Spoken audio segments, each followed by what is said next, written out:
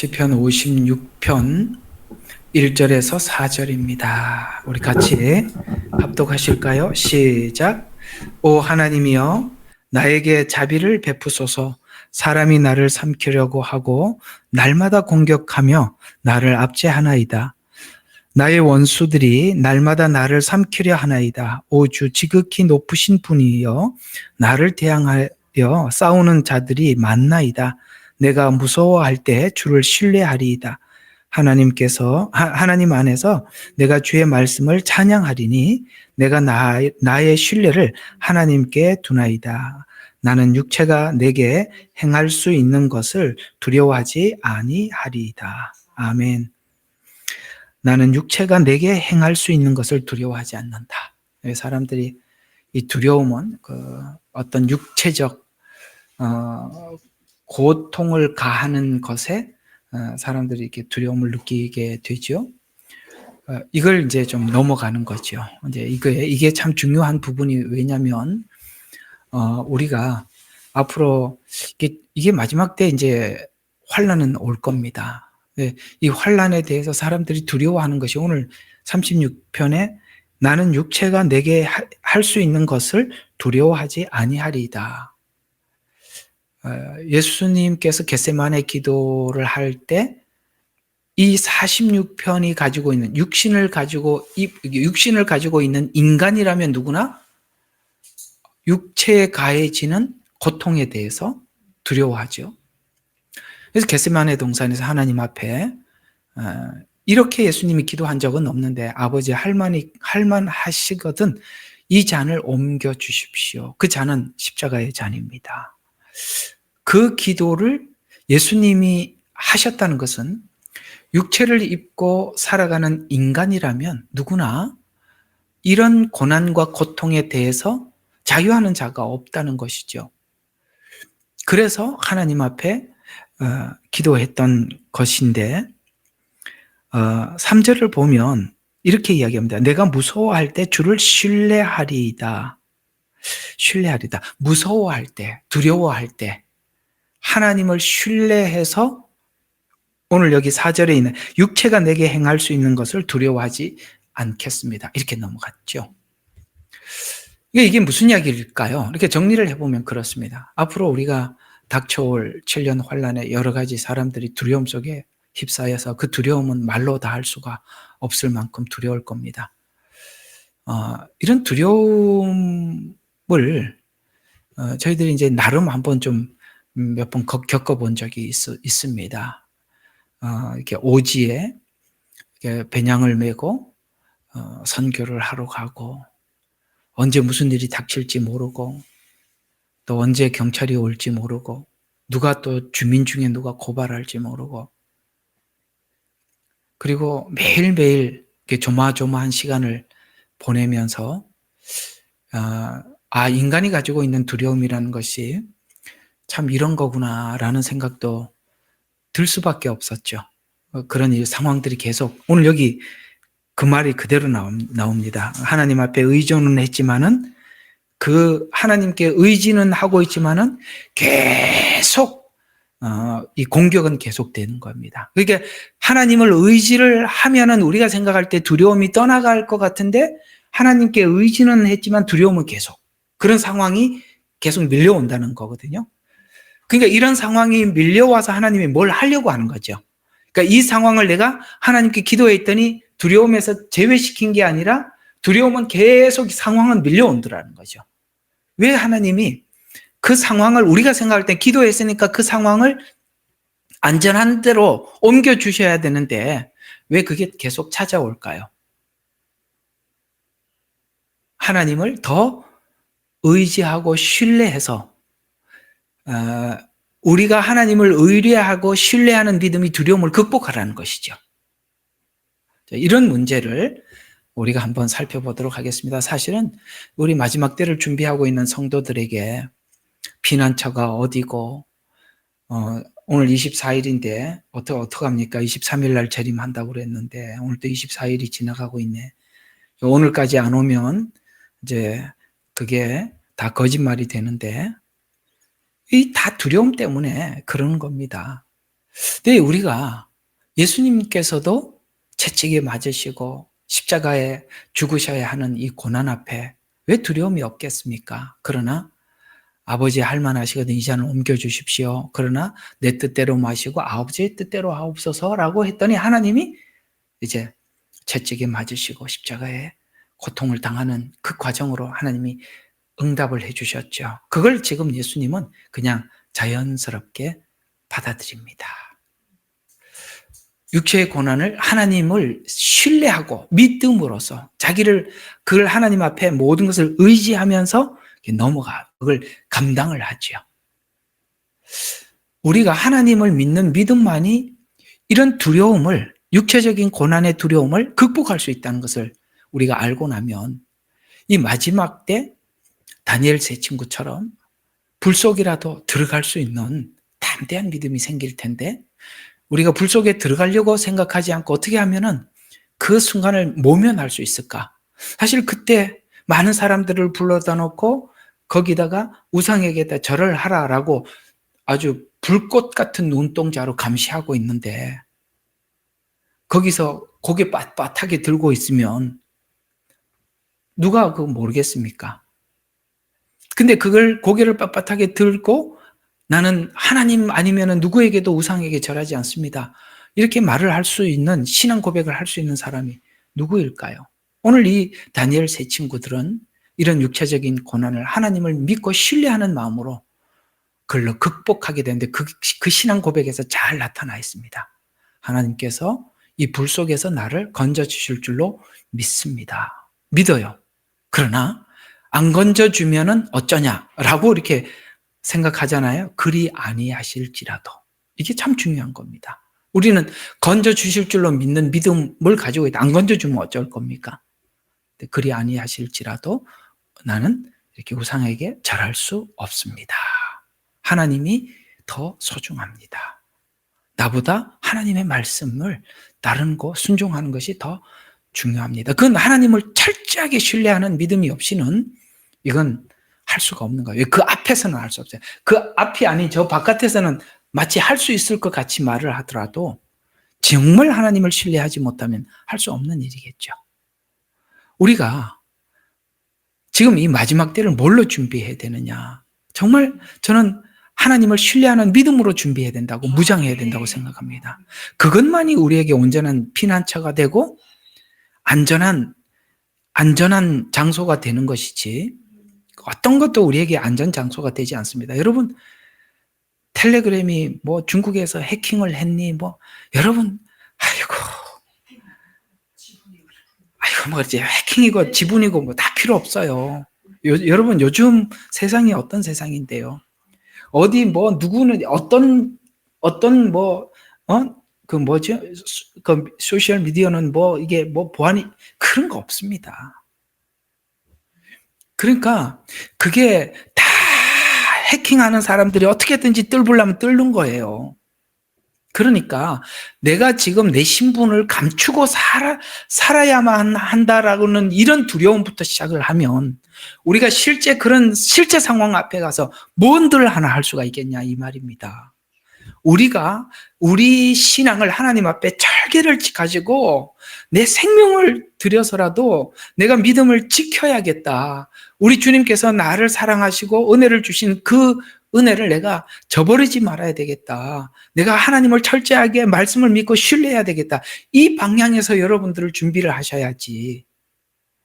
이렇게 감추고 저렇게 감추고 요즘 세상이 어느 세상인데 여러분 그토록 그 국가에서 국민들을 보호하기 위해서 보안을 철저하게 하면 SK가 털리고 LG텔레콤이 털리고 그게 그래도 얼마나 방어벽을 쌓느라고 애를 썼겠습니까?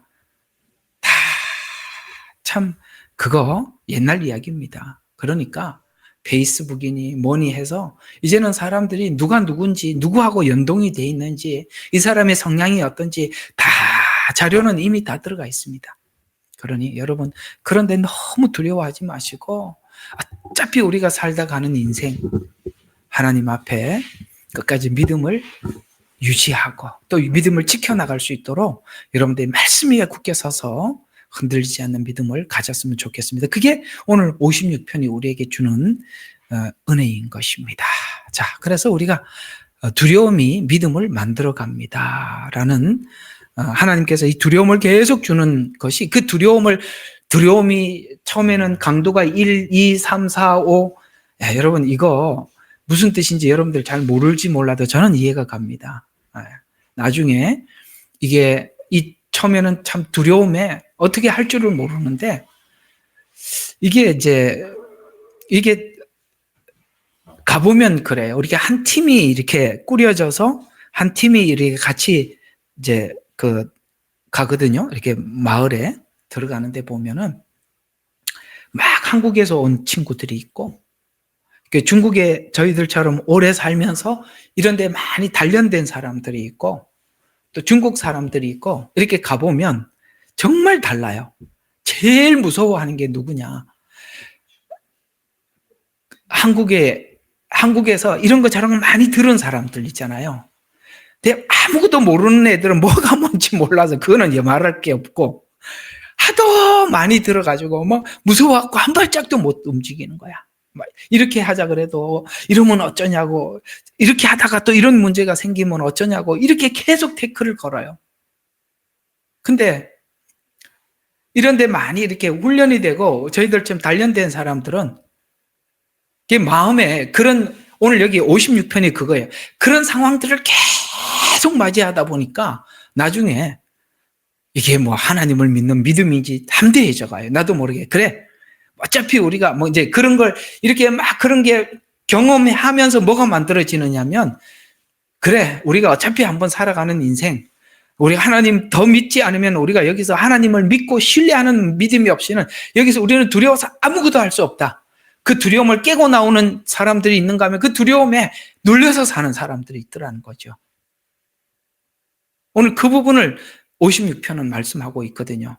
성경은요, 이런 것까지 세밀하게 우리에게 이렇게 말씀해주고 있다는 것에서 우리가 궁금해하고 우리가 알고 싶어하는 어떤 것에 대해서도 성경은 침묵하지 않고 모두 우리에게 말씀을 해주셨다는 것에서 이 말씀은 참 위대한 것이고 우리 필요를 채워주시는 것입니다. 우리 지난주에 여러분 말씀드렸던 거 기억하십니까? 사람들과의 관계에서 오는 외로움을 넘어야 하나님이 나와 함께 하신다라는 동행을 경험하게 된다라고 말씀을 드렸습니다. 오늘은 우리가 실제적으로 육체적으로 협박을 받고 그렇게 위협을 받는 이런 상태에서 우리가 어떻게 살아야 하는가, 어떻게 믿음을 가져야 하는가라는 부분을 생각해 보도록 하겠습니다. 여러분, 다윗은 원래 직업이 군인입니다. 그렇죠? 다윗은 원래 직업이 군인입니다. 모세는 법관입니다. 이제 그렇게 보면 여호수아도 군인입니다. 근데 군인이다 보니까 이런 위기 상황을 많이 만나게 되죠. 전쟁터에서야 끊임없이 그런 두려움과 위기 상황을 만나게 되겠죠. 그래서 다윗은 전쟁터를 누비며 살았고, 이 기본적으로 전쟁터는 두려움의 연속이죠. 두려움이 결국 다윗의 믿음을 만들어내고 있고 실제 그 믿음을 구체화시키고 있으며, 이 믿음이 놀랍게도 신약에 있는 예언들은 가장 많이, 구약에서 신약의 예수 그리스도 곧 메시아에 관한 예언을 시편에서 가장 많이 예언을 하게 되는데, 시편 그리면 대부분이 다윗이 적은 시로서 다윗은 실제 이런 수많은 역경들을 극복하고 넘어가면서 결국은 우리 모두에게 평화를 가져다 줄, 우리 모두에게 안정을 줄 예수 그리스도의 예언을 가장 많이 받게 됩니다. 무슨 말이냐? 결국은 이런 역경을 많이 겪으면서 하나님께서 우리 모두에게 가르쳐 주는 것은 예수 그리스도가 누구인지에 관해서 더 깊이 알려준다는 것이죠. 여러분의 신앙생활과 삶에서 두려움과 이런 시간들이 많이 찾아오는 것은 이것을 통해서 하나님께서 뭔가를 하고 계시는데, 그 뭔가를 하고 계시느냐? 담대한 믿음을 갖게 하는데, 그 믿음은 예수 그리스도를 아는 것만큼, 아는 것만큼 믿게 되고 믿는 것만큼 그 두려움을 극복할 수 있다는 것입니다. 십자가 복음에 대해서 우리가 복음을 배우면 배울수록 정말 이 마지막 때야 오너라. 나는 예수 그리스도를 믿는 그 믿음 안에서 내 믿음을 지키고 마지막까지 하나님 앞에 내 신앙 고백을 하고 살 것이다. 비록 불 속에 들어가는 한이 있더라도 이렇게 되는 것이죠. 동일하게 다윗은 이런 여러 가지 역경을 보내면서 예수님이 누군지에 관해서 가장 많이 예언을 하면서 예수님을 믿게 됩니다. 그렇다면 오늘 이 다윗의 생애 속에서 이 두려움을 통해서 믿음을 만들어냈다면 이 믿음은 예수 그리스도를 믿는 믿음으로 만들어가게 되는데 인간의 두려움은 예수 그리스도를 믿는 믿음으로만 두려움이 극복하게 된다는 것입니다. 여러분 예수님께서 하신 이 말씀 기억하십니까?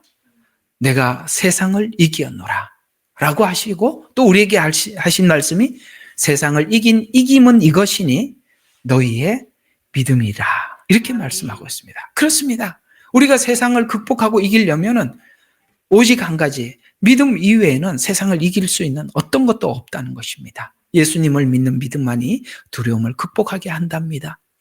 다윗은 인간관계 속에서 두려움을 많이 경험했던 사람입니다.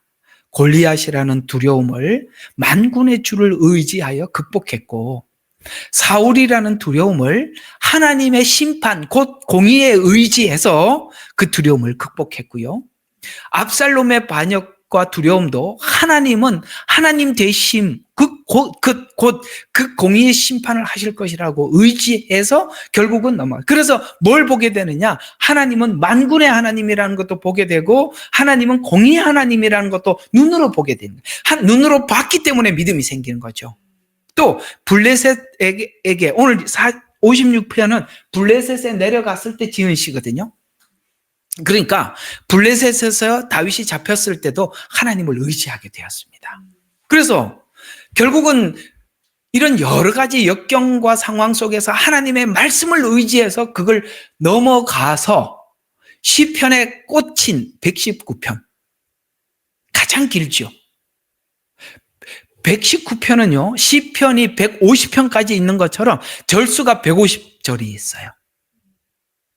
그러니까 시편 119편은 한 절 한 절이 시편 1편, 2편이 시편 2절이 시편 2편 이렇게 되는 거예요. 지금 전부 다 119편은 전부 다 뭐냐? 말씀을 찬양하는 거거든요. 그러니까 다윗이 지금 말씀을 119편에서 찬양하는 것은 자기가 이런 모든 역경 속에서 말씀을 붙잡아서 극복하고 넘어가서 말씀이신 하나님, 말씀이라는 그 말은 뭡니까? 하나님의 약속을 믿어서 믿음이 생겼다는 것이죠. 그걸 하나님 앞에 기쁨으로 찬양하는 것입니다.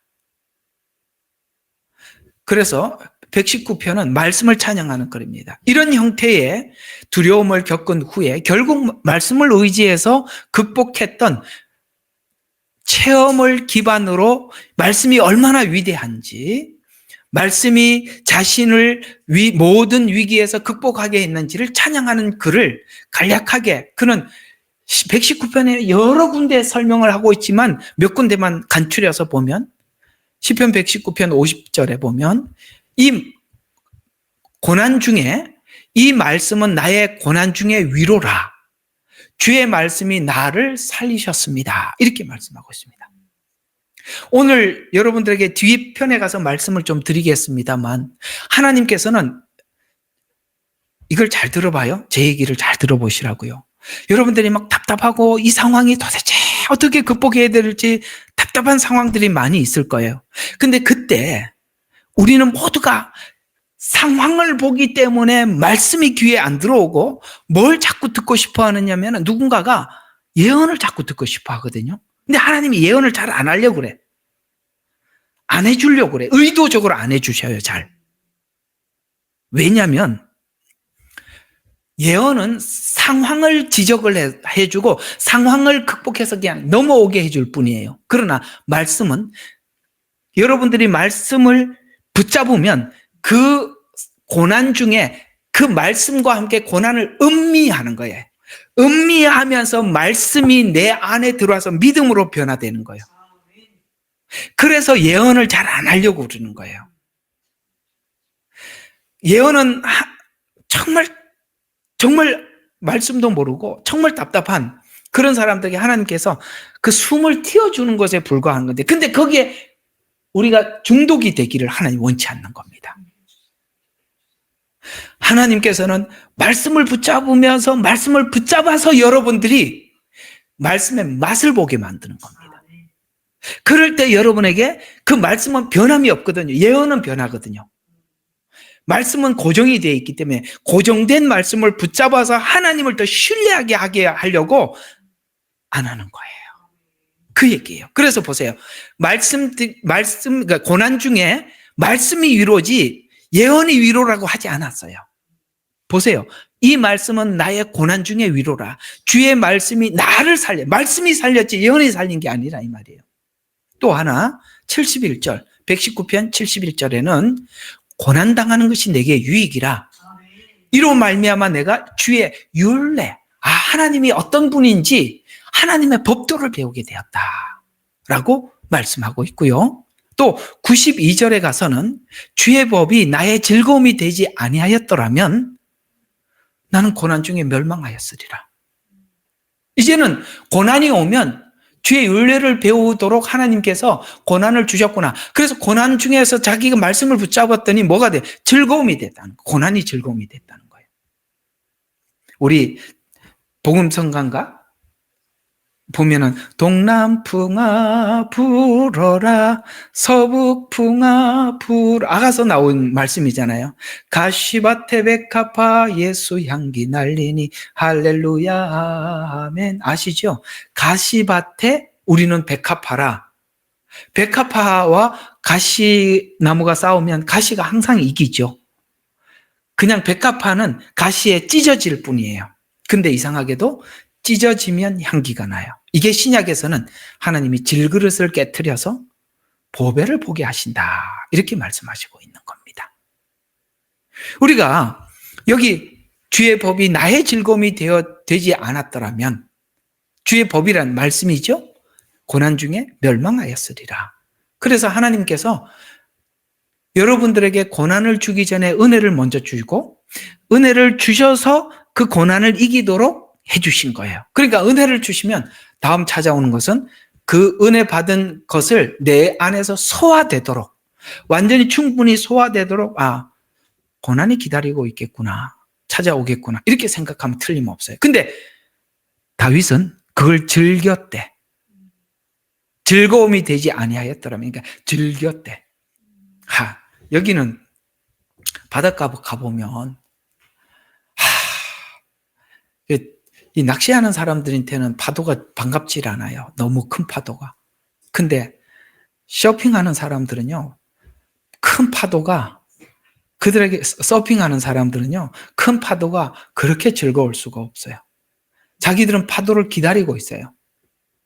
그러면 파도가 쫙 오잖아요. 여기 호주 가보면요, 파도 치는 데가 보면 처음 본 데 서퍼들이 있어요.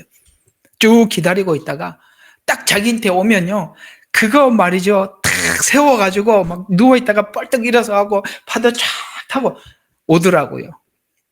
여러분들에게도 고난이, 여러분들에겐 그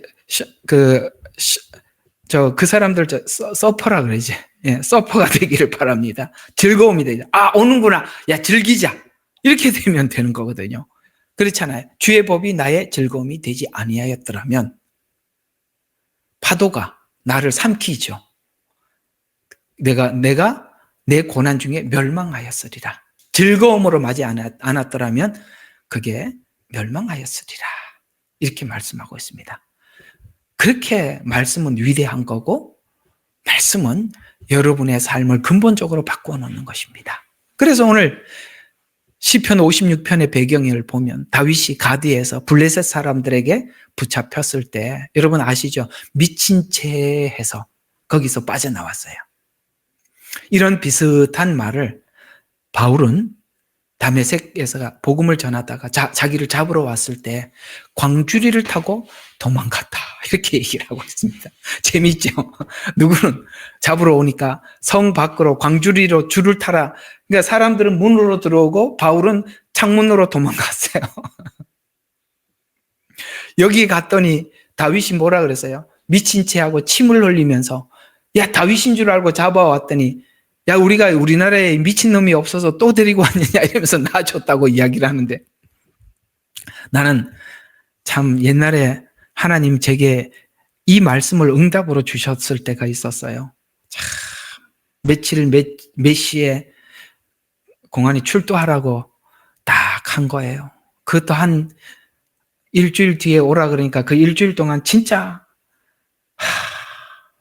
참 잠도 안 오고 고민도 되고 이걸 어떻게 넘어가야 되나 고민을 많이 했습니다. 이제 주변에 있는 이제 한인들이 아는 대로 막 가서 뒤에 가서 힘을 써주고 애를 써주고 다 소용없어요.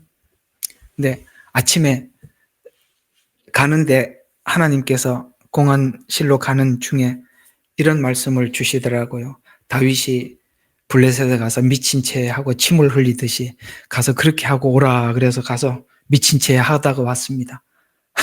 참 난 그런 응답 처음 받아봤어요. 가서 어떻게 미친 채 해야 되는지 가르쳐 주시더만요.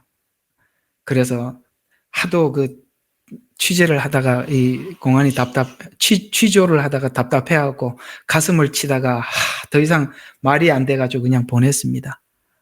야, 하나님 또 그렇게도 하시더만요.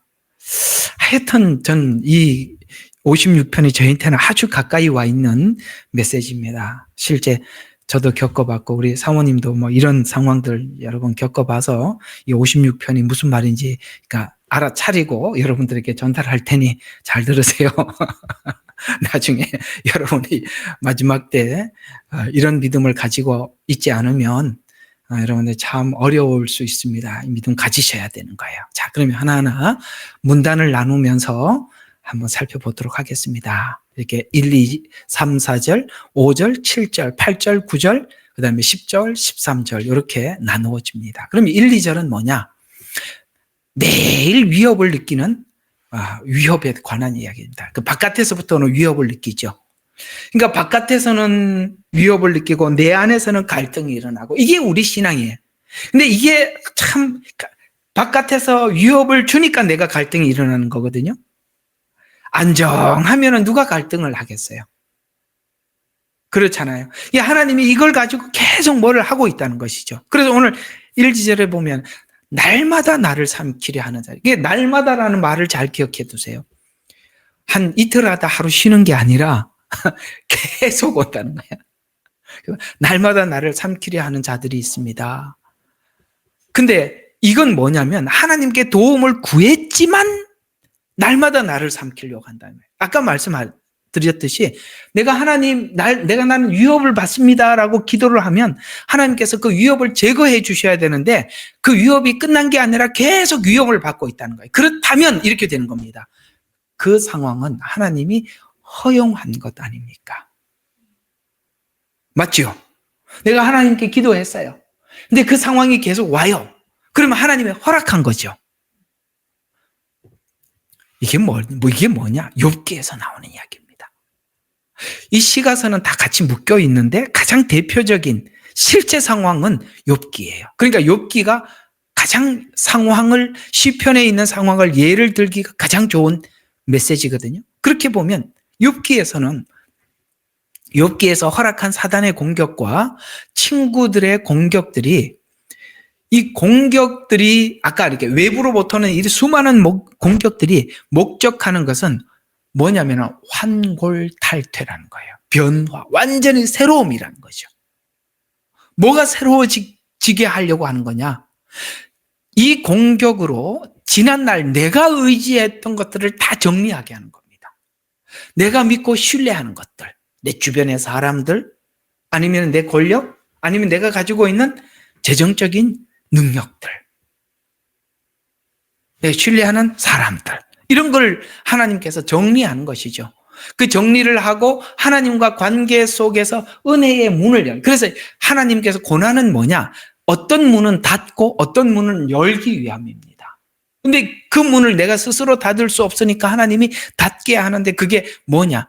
인간적인 자랑들, 세상의 도움들, 그다음에 자기의 이런 것들을 전부 다 정리하는 것입니다. 이게 성경에서 우리 신자들이 당하는 고난이래요. 우리 성경 한번 보죠. 늘 즐겨 쓰는 이 말씀을 여기다가 대입을 시켜보면 선명해집니다. 로마서 5장 1절에서 5절. 제가 많이 언급한, 항상 자주 아마 저희 교회를 다니면 하도 이 말을 많이 들어서 외워야 되는 메시지니까 보시면 로마서 5장 1절에서부터 보면 그러므로 믿음으로 의롭게 되었으니, 이 말은 하나님의 자녀가 되었다. 칭의, 의롭게 되었으니. 자, 그 다음에 우리가 그리스도로 통하여서 하나님과 화평을 갖추려면 나는 하나님과 동등한 수준에까지 끌어올려야 된다. 화평이라는 것은 전혀 격차가 뚝 떨어진 사람은 화평이 안 되니까 하나님 끌어올려야 될 거 아닙니까? 그래서 화평을 갖느니라. 그거 가지려면은 뭘 해야 되냐? 또 그분으로 인하여 우리가 서 있는 이 은혜 안에 있는 믿음으로, 아까 말씀드렸잖아요. 뭔가를 닫는다 그랬어요. 내가 지금까지 의지하고 살았던 모든 것을 닫고 은혜의 믿음 속으로 우리를 몰아넣기 위해서 이쪽은 이 문은 닫고 저 문을 열기 위해서 고난이라는 거예요. 우리는 닫아야 할 문이 있어요. 그리고 하나님은 은혜의 문을 열어요. 그래서 여기 뭘로 하나님과 교제를 하느냐? 이 은혜 안에 있는 믿음으로 나아가며 하나님의 영광과 소망 안에서 즐거워하는 결과를 보는 거예요. 마지막을 보게 되는 거예요. 마지막은 뭐냐? 하나님의 영광이에요. 그 영광이라는 지점을 보고 즐거워하느니라. 그래서 아까 다윗이 뭐라 했습니까? 시편 119에 나는 고난을 즐거워한다는 거예요. 왜? 마지막 영광을 보니까. 우리는 자꾸 뭐를 보느냐? 현실을 보죠. 하나님은 마지막을 보라고 하고 우리는 현실이 눈에 임박하니까 현실을 보게 하는데, 하나님은 이 고난이 뭘 보게 하느냐? 현실을 뛰어넘어서 마지막 영광을 보게 한다. 그래서 이걸 하기 위해서 이뿐만 아니라 이걸 하려고 환난 중에서도 즐거워하나니. 그래서 환난은 뭘 만들어요? 인내를. 그 다음에 인내는 연단은 소망을 이렇게. 그러니까 막 우리를 계속 오늘 날마다, 오늘 여기 보니까 날마다 우리를 들들 볶아서 우리가 소망을 잃어버릴 것 같은데 그걸 계속 쥐고 가게 만든다는 거예요. 고난이 결국 복음의 마지막 종점을 생각하게 만들어서 우리로 하여금 곁길로 가지 못하도록 하나님께서 계속 붙잡아 매더라. 그래서 소망을 이루는 줄 알미니라. 소망이 부끄럽지 않은 것은 우리에게 성령 안에서 하나님의 사랑이 마음속에 부어졌기 때문이라. 사랑이 부어졌다. 하나님이 우리에게 사랑을 표현해 주셨고, 그 다음에 그 사랑을 표현해 준 그 사랑을 우리 안에다 담아놓고 우리를 바꾸고 있는 겁니다. 환난을 통해서 체질을 바꾸는 것이죠.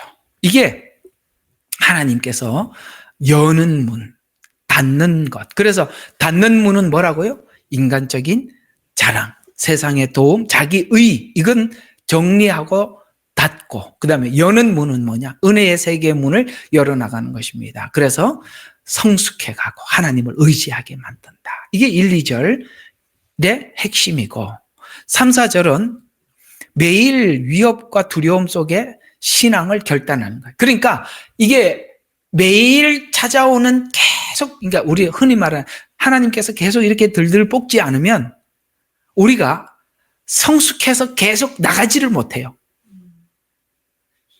그러니까 우리가 하나님께서 우리를 딱 한번 손을 대서 뭔가를 하기 시작하면 멈추지를 않는 거예요. 힘들죠? 네, 압니다. 그 힘들지만 우리가 만약에 그걸 해결할 수 있었더라면 하나님의 훈련이 그냥 끝났을 텐데, 하나님이 하지도 않을 텐데, 우리가 할 수 없는 영역이기 때문에 하나님께 계속 맡기게 만드는 거예요. 그렇습니다. 여러분들은 아마 알아들으리라고 생각합니다. 그래서 그때 경험은 이런 두려움으로 인해서 하나님을 의지하며 선택하게 되는데, 이 그때 경험한 것은 말씀을 붙잡고 주님을 신뢰할 때 담대함이 생김을 배우게 됩니다. 그래서 쉬지 않고 하나님 몰아세우신다 라고 오늘 시편에서는 고백하고 있고요. 그 다음에 5절과 7절은 나중에 또 자세히 할 거예요. 이제 문단을 나누는 겁니다. 자, 5절과 7절은 이게 계속되는 원수들의 위협이 말씀을 붙잡고 나갈 때 그들은 말을 왜곡하기도 하고 악을 꾀하고 목숨을 누렸어요. 그러니까 말씀을 붙잡고 나갈 때 이상하게 사람들이 나는 지금 말씀을 붙잡고 하나님 앞에 믿음을 지키고 나가고 있는데 그 사람들은 자꾸 내가 믿는 믿음 그 말씀을 자꾸 왜곡하게 만들고 다르게 자꾸 해석하게 만들고 그래서 다윗이 그랬잖아요. 내가 하나님을 붙잡고 살았더니 주변에 있는 사람들이 나인데 찾아와서 네가 믿는 하나님이 어디 있느냐라고 묻는데요. 그건 무슨 말이냐면 야 네가 하나님을 믿으면 계속 하나님이 이 상황을 왜 이렇게 해결해 주지 않고 너는 계속 고난이 계속 그냥 끝나지 않냐 라고 하도록 자꾸 그렇게 몰아붙인다는. 근데 성경은 자꾸 말씀을 붙잡고 인내하라고 그러고 옆에 있는 사람들은 와서 네가 하나님을 믿으면 왜 하나님이 이 상황에서 건져주지 않느냐라고 자꾸 그렇게 말을 하게 해서 나는 하나님은 인내하라고 해서 인내하고 있는데 이 사람들이 자꾸 나로 하여금 인내하지 못하도록 하나님을 자꾸 의심하게 만들더라는 거예요. 이 사이에서 우리가 하나님의 말씀을 인내하면서 붙잡고 나가야 되는 거예요. 그래서 친구들이 그냥 간단하게 회개하고 하나님께서 이 상황을 딱 해결하도록 이렇게 넘어가도록 해라. 회개만 하면 된다라고 욥에게 그렇게 말을 했지만 욥은 아니다. 내가 가는 길은 그가 아신다. 하나님 지금 나를 단련하는 중인데 나는 언젠가 정금같이 나가게 될 거야. 라고 인내합니다. 다르죠? 친구들의 말과 하나님의 의도와는 전혀 다르고 욥은 하나님의 성품을 아니까 하나님께서는 자기에게 뭔가를 하고 있다라고 인내하는 것입니다. 원수들의 의인의 성숙을 위해서 사용되고 있습니다. 그러나 자기들이 지금 이렇게 말하는 것이 무슨 말인지 잘 모르죠. 자, 그다음 8절과 9절을 보면 위협으로 인해서 하나님을 외치고 하나님의 관심과 보호를 받게 되는데 나의 방황함을 헤아려 주십시오. 여러분 얼마나 힘들었으면 내 방황을 헤아려 주십시오. 우리 사춘기 이야기했죠. 저번 주에. 그렇습니다. 우리가 방황할 때가 있어요. 근데 오늘 다윗이 그 방황이 하나님과 멀어져 가는 것이 아니라 하나님께 하나님 내 방황을 헤아려 주십시오. 왜요? 우리가 지금까지 뭔가 의지하고 살았던 것을 놓는다는 건 쉽지 않잖아요. 생활 방식이 우리는 보는 것을 믿고 살아야 되는데 안 보이는 하나님을 믿고 산다는 것이 그게 어느 날 한순간에 될 수 있는 일은 아니에요. 그게 되기까지는 자기 안에 갈등이 있고 방황이 있는 겁니다. 그래서 나의 방황함을 헤아려 주시고 그게 얼마나 힘들었으면 나의 눈물병에 담아주세요. 눈물병. 여러분 이스라엘 사람들은 전부 다 이 주머니에 그 눈물병을 차고 다녀요. 그래서 눈물이 날 때마다 눈물병에다 담아서 뚜껑을 닫고 그가 마지막 죽으면 그 눈물병과 함께 장례를 치러줍니다. 그게 눈물병이에요. 그래서 눈물을 주의 병에 담아주세요 라고 이야기를 하면서 이게 뭘 의미하느냐면 하나님 내 고난을 세밀히 알아주십니다. 그러니까 아십니다. 여러분 그걸 아셔야 돼요. 하나님께서 우리가 고난을 당하고 눈물을 흘리고 방황할 때 하나님이 모르는 척하고 그리고 나는 신앙이 없는 게 아니라 하나님께서 그 고난을 세밀히 아신다는 걸 믿으셔야 돼요. 정말 힘들어서 몇 년을 하나님 앞에 기도하고 또 기도했더니 계속 말씀 한마디 없더니 어느 날 하나님이 내가 너의 방황을 알고 내가 네 고난을 다 안다. 아이고, 하나님 기도할 때마다 그렇게 응답하는 게 아니라요. 여러분들이 끝자락에 가서 더 가야 되나, 멈춰야 되나 할 그쯤 이야기한대요. 왜 그때쯤 이야기하느냐? 이유가 있다고요. 말씀이 여러분들에게 체질이 되려면 아까 그러잖아요. 말씀을 가지고 씨름하면서 인내해야 돼요. 그래서 여러분, 그저 몇 마디 예언으로 해결할 수 있는 문제가 아니라는 거 꼭 기억하시기를 바라고요. 그래서 이 방황이라는 말은 뭐냐? 떠돌아다니는 고난의 길, 안정되지 못한 불안정, 그다음에 하나님이 내 모든 걸음을 세워주시며, 그걸 이제 방황하는. 근데 눈물병에 담았다는 것은 슬픔과 고통의 눈물의 병에 담아 간직하듯이 하나님은 성도들의 고난을, 그 눈물들을 잊지 않고 기억하신다는 거. 그래서 아까 말씀드린 죽을 때도 눈물병과 함께 무덤에 장례를 치러줍니다. 그 다음 마지막 10절과 13절은 어떤 이야기냐? 관심과 보호를 믿는 자들의 확신에 찬 믿음의 고백인데요. 하나님을 의지함으로 두려움을 이기고 생명을 사망에서 건지신 하나님을 찬양하는 거예요. 그러니까 사망에서 생명을 건지기 위해서는 우리가 죽어봐야 생명을 체험하게 되잖아요. 그러니까 마치 모든 것이 끝난 것 같은 이 사망의 자리, 가장 절망의 자리에서 주님이 찾아오셔서 일으키는 겁니다. 여러분, 엘리야를 아시잖아요. 엘리야가 어떻게 했습니까? 갈멜산에서 승리를 하고, 그리고 최고의 절망을 맞이하게 하죠. 이상하게 하나님은, 나중에 이제 이 부분은 여러분들과 함께 나눌 기회가 있을 겁니다만, 가장 큰 절망은 가장 성공 뒤에 오는 것입니다. 그냥 여러분들이 최고의 성공을, 그러니까 우리가 최고의 성취 뒤에 가장 절망이 오거든요.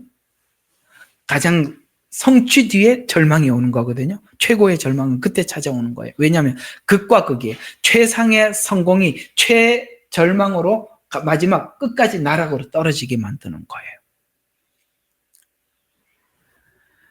우리는 이런 생각을 합니다. 나는 뭔가가 덜 되고 부족해서 매일 울어요. 여러분, 그때는 믿음이 넘치는 중입니다. 근데 진짜 괴롭고 고통스러운 사람들이 누구냐? 가장 성공한 사람들 속에 있는 공허함. 누가 알겠어요? 많은 사람들에게 갈채를 받고 인정을 받는 사람들이 행복할 것 같죠. 그 속은 정말 공허합니다. 언제 한번 나눌 기회가 있었으면 좋겠습니다. 그게 지금 엘리야의 성공 뒤에 찾아오는 절망을 통해서 우리에게 하고 싶은 이야기예요. 그래서 하나님이 적당하게 여러분들이 괴로운 날들을 주는 것은 복입니다. 아직도 미완성품이 여러분들에게는 좋은 시간들입니다. 완성되면 행복할 것 같지만 생각할 수 없는, 전혀 생각하지 못했던 어떤 다른 것들이 찾아온다는 걸 아셔야 합니다. 그래서 성공 뒤에 타락이 있고 성공 뒤에 절망이 있는 것입니다. 어쨌든 그 다음에 다른 상황에서 살펴보기로 하겠습니다. 이런 상황들을 각자 생활 가운데 일어나는, 우리 각자 생활 가운데 오늘 56편은 일어나고 있는데, 직장, 사회생활 가운데 우리 신자들이, 믿는 성도들이 말씀을 따라 지키려 살아가려고 할 때 불이익을 당하거나, 혹은 우리 예수님을 잘 믿으면 누가 봐도 참 모범적인 사람이잖아요. 우리가 한번 생각 가만히 해봐요. 참 우리가 예수 믿는 사람들이 그래도 남들한테 양보하려고 그리고, 그죠? 예? 그렇게 살려고 그러잖아요. 그러면 아무리 그래도 신앙적 양심이 있는 사람들은 기본적으로 도덕적 양심이 정말 다른 사람들보다 있는 사람들 아니겠어요? 그럼에도 불구하고 불이익을 당하고 예수 믿는다고 왕따를 시키고, 혹은 믿음 생활을 야 네가 그걸 믿는 것이 그게 믿음이냐라고 하면서 미신 취급을 당하거나, 또 가까운 사람들이 오늘 바울이 떠나갔던 가까이 있었던 데마가 세상을 향해 가는 이 실망감들, 선한 말들을 왜곡해서 공격하는, 내가 선한 의도로 남들한테 말을 했더니 이상하게 그걸 이렇게 베베 꽈서 돌아와요. 그래서 이렇게 왜곡해서 돌아오는 현상으로 악의적 오해와 뒷말로 손상된 이런 명예들, 그로 인해서 우리가 당하는 이 고립감, 영적으로 고독한 시간을 볼 수가 있는데, 이에 대한 대답이 오늘 56편에 우리에게 대답해 주고 있는 거예요. 그래서 네가 왕따를 당했냐? 불이익을 당했냐? 네 가까이 있는 사람들이 세상을 가는 거 실망했냐? 네가 선한 의도로 이렇게 말을 했는데 그걸 왜곡해서 악의적으로 너의 명예를 손상시켰냐? 이런 영적 고립, 그러니까 고독, 고립, 이거 어디서 예수님이 겪었던 일이죠. 겟세마네 동산에서 내가 죽을 지경이니 나하고 같이 기도하자. 제자들은 그게 뭔지도 모르고 졸고 앉아 있고, 그렇죠? 그리고 빌라도 뜰에, 그 밤중에 제사장들 앞에 갔을 때 제자들은 베드로가 나는 끝까지 주를 부인하지 않겠습니다 라고 이야기했더니 저주하면서 부인하는 것을 눈앞에서 귀로 듣고 있고요. 그토록 예수님을 따라다녔던 수많은 사람들이 그 앞에서 뭐라고 그랬습니까? 바나바는 놓아주고 예수를 십자가에 못 박게 하소서. 고립감, 배신감, 고독한 시간들. 이제는 딱 우리말로 표현하면은 아무도 사람에 대해서 기대할 것이 없고 믿을 것이 없고 오직 하나님만, 한 분만 의지하도록. 그런데 예수님은 어디까지 몰고 갔냐? 여러분, 사람으로부터 이런 고통을 당하는 것도 참을 수 없는 것인데, 하나님 뜻대로 하소서라고 했을 때 하나님은 아무것도 해주지 않았습니다. 예수님께. 그렇죠. 아무것도 해주지 않았어요. 그래서 예수님은 십자가에서 이렇게까지 외쳤어요. 나의 하나님, 나의 하나님, 어찌하여 나를 버리시나이까? 까지 외쳤어요. 이렇게까지 외치게 해서 하나님이 뭘 하려고 하느냐? 이게 우리가 하나님께서 우리를 외롭게 하고, 잘 들어요. 우리 모두에게 있으니까 나중에 이런 상황이 오거든 나는 왜 예수 잘 믿었는데 목사님, 하나님 이렇게 해요 묻지 말고 미리 이야기해 주는 거니까. 아셨어요? 하나님도 나를 버린 것 같은 상황까지 오더라는 거예요. 예수님에게는. 우리에게도 그게 하나님 마지막 다루심이라는 거예요. 사람이 떠나가고 하나님도 아무것도 도와주지 않고, 그랬더니 나의 하나님, 나의 하나님, 엘리 엘리 라마 사박다니 하고 죽으셨어요. 나의 하나님, 어찌하여 나를 버리시나이까? 버리신 줄 알았는데 그 다음에 반전이 일어났죠? 부활입니다. 우리가 아무리 하나님이 버렸다고 생각을 하고 거기까지 고립되어 있더라도 여전히 하나님의 말씀과 약속은 살아있어요. 그래서 결국 하나님의 약속과 언약이 살아있었기 때문에 예수님이 부활하신 거예요. 여러분, 그걸 알아야 돼요. 상황적으로는 마치 모든 것이 끝난 것 같이 보여도 여전히 하나님의 말씀은 그대로 살아있다는 걸 믿으시기 바랍니다. 우리 믿음은 그게 전부예요. 그래서 예수님은 하나님께 자기를 의탁하였다라고 성경은 말씀하고 있어요. 다 맡겼습니다. 죽음을 내놨죠. 그랬더니 하나님이 죽은 자 가운데 살리신다고 말씀하신 그 예언대로 예수님은 죽은 지 사흘 만에, 말씀은 변함이 없으니까, 그래서 말씀이 중요하다는 거예요. 상황이 어때도 말씀은 변함이 없으니까 말씀 그대로 3일 만에 부활하신 것입니다. 우리는 걱정할 게 없어요. 주의 말씀에 우리 생명을 걸 수 있어요. 왜? 말씀은 요동하지 않습니다. 변함이 없어요.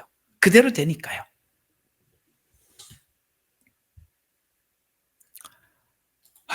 문단을 나누다 보니까 시간이 다 가버렸네. 문단을 나누다 보니까. 그래도 1, 2절은 1절은 하고 끝나야 될 거 아니겠습니까? 그죠? 1절은 해야죠. 자, 그럼 우리 오늘 1절만 한번 살펴보도록 하겠습니다. 자, 오늘 여기 기도가 처음부터 그렇게 이야기를 합니다. 하나님, 나에게 자비를 베푸소서. 사람이 나를 삼키려고 합니다. 종일 공격합니다. 도움은 구했지만 즉시 도움을 얻은 것이 아니라 공격은 지속되고 계속되고 있습니다.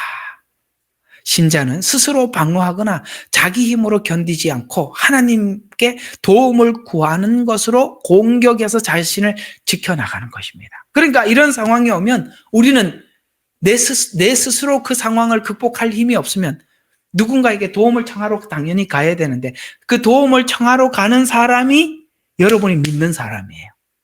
여러분들이 어떤 상황이 왔을 때 하나님께 먼저 도움을 청한다면 하나님을 믿기 때문에 그분께 먼저 나가는 거고, 여러분이 다른 사람을 믿는다면 이런 상황이 오면 그 사람에게 도움을 청해요. 그러니까 여러분들이 가장 어려운 일이 생길 때 누가 먼저 생각이 나느냐? 하나님이냐 사람이냐?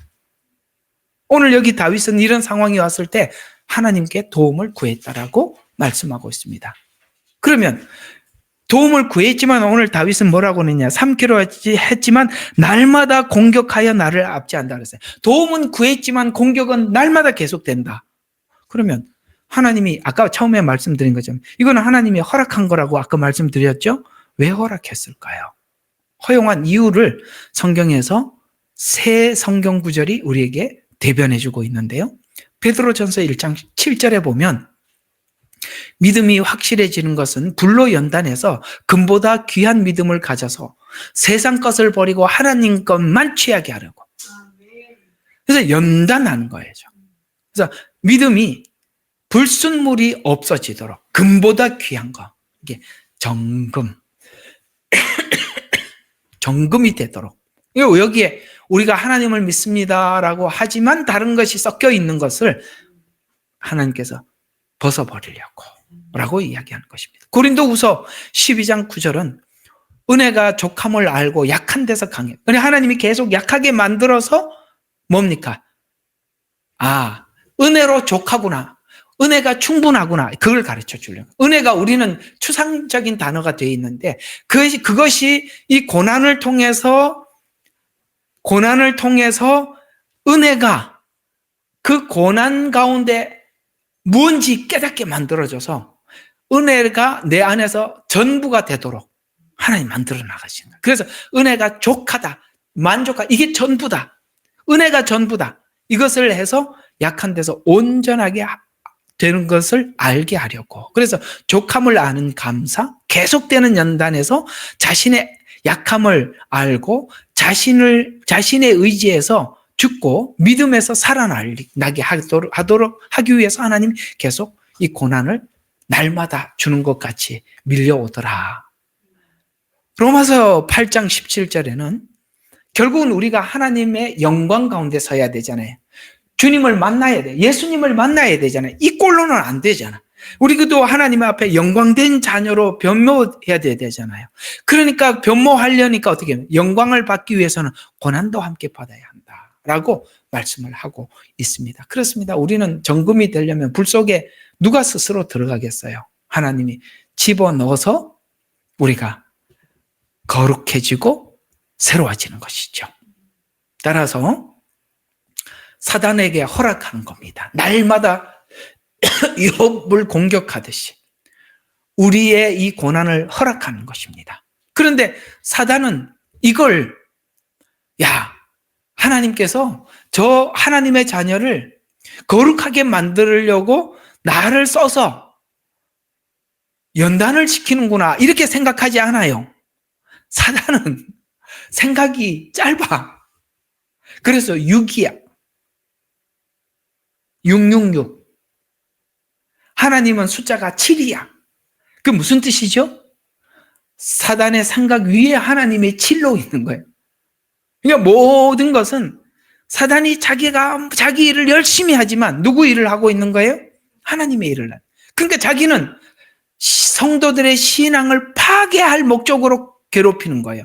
그래서 파괴할 목적으로 공격한 것을 역으로 우리를 단련시켜서 영광으로 나가도록 준비시키는 것입니다. 이것이 성경의 흐름이래요. 성경의 목적이래요.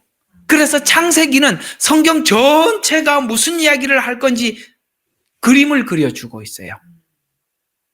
놀랍게도 창세기 가장 끝에는 창세기를 왜 기록했는지 목적을 정확하게 이렇게 창세기는 마치고 있어요. 요셉이 한 말입니다. 요셉은 엄청나게 고난을 받고 훈련을 받고 하나님의, 결국은 우리가 알죠. 하나님의 뜻을 이루는 중요한 역할을 한 사람이죠. 그래서 그는 이 많은 고난을 겪고 난 뒤에 이렇게 고백한 것으로 자기 생애를 판단하고 하나님께서 자기 생애 속에 이것 때문에 내 생애를 이렇게 하셨다라고 이렇게 말씀하고 있는 것이 중요한, 성경이 바로 이런 내용이다라고 이렇게 말씀하고 있는 것이 창세기 50장 20절과 21절에 보니까 당신들은 나에 대하여 악을 계획했을지라도, 여기 말하는 당신들은 창세기에 수많은 사람들을 이야기하는 것입니다. 에덴에 찾아온 사단도, 가인도, 오케이? 소돔과 고모라에 있던 악한 자들도 다 악을 계획했을지라도, 그렇죠. 예수님을 십자가에 못 박고, 가룟 유다는 예수님을 팔고, 그 다음에 종교 지도자들은 예수님을 십자가에 못 박으라고 외치고 다 악이었어요. 악을 계획했을지라도 하나님께서는 그것을 뭘로 했어요? 악을 선으로 바꾸어서, 놀랍게도 예수님이 십자가에, 그들을 통해서 십자가에 못 박았지만 피를 흘림이 우리의 속죄가 되었더라는 것이죠. 그래서 악을 계획했을지라도 선을 계획하셔서 오늘과 같이 많은 백성들이 살도록 구원하려 하셨으니, 그렇습니다. 예수님의 십자가의 죽음이 그겁니다. 구원을 목적해서. 그러므로 이제 당신들은 두려워 마소서. 내가 당신들과 당신들의 것들을 양육하리이다 하고 그가 그들을 도리어 뭐 했어요? 위로하였으며 그들을 다정하게 말하였다. 이게 무슨 뜻일까요? 지금 여기 말하는 양육하리이다 라는 이 말은 무엇입니까? 지금 형제들은 요셉에게 했던 과거 일들이 생각이 나고, 아버지 야곱은 죽었어요. 아버지가 살아있을 때는 복수를 못했겠지만 아버지가 죽고 나면 요셉이 자기들의 과거를 기억하면서 복수할 거라고 생각을 하고 요셉에게 거짓말을 했어요. 아버지가 유언으로 하지도 않은 말을 했어요. 뭐라고 했냐면, 아버지가 죽기 전에 야, 형제끼리 화목하라고 했다. 무슨 말이야? 야, 너 우리 보고 복수하지 마. 이런 얘기죠. 그 얘기를 들었더니 요셉이 알아차리고, 아닙니다. 이제 당신들은 두려워하지 마소서.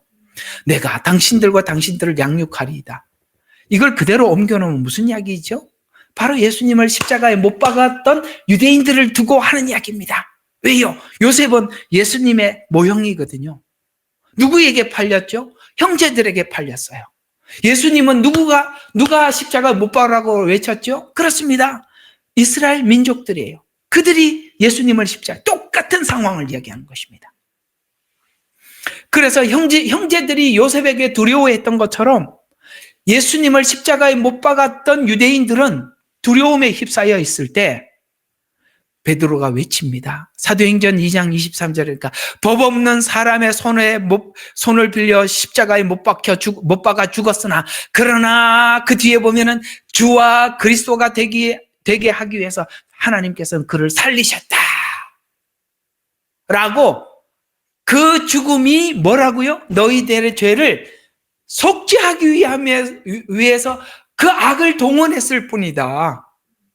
너희 자손을 기르리이다 라는 말은, 걱정하지 마라, 그 예수님의 십자가의 죽음이 너희들에게 영광, 성화를 위해, 그게 그 말이에요. 같은 메시지예요. 이것이 자기들의 손에 요셉을 팔았고 죽였고 그 다음에 예수님을 자기 손으로 그렇게 했지만 결국에는 이것이 도리어 자기들에게 죄의 용서가 되었고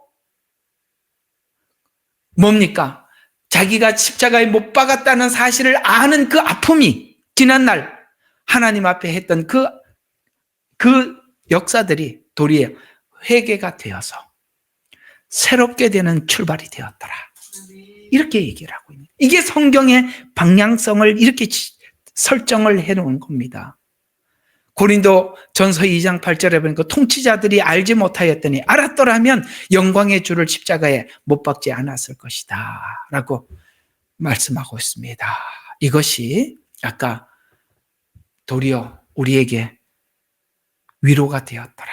그래요. 참 우리가 처음에는 그것이 우리가 가슴을 칠 만큼 하나님 앞에 괴로운 일이었어요. 우리가 예수님을 십자가에 못 박았다니. 이게 괴로운 일이었지만 그것이 도리어 우리에게는 위로가 되고 주님께서 그렇게 십자가에 죽으셔서 우리가 영생을 얻게 되고 구원을 얻게 되었다는 것이 우리에게 큰 위로가 되듯이 형제들에게 오늘 요셉의 이 말은 위로가 되고 오늘 주님께서 우리에게 한 약속은 위로가 되는 것입니다.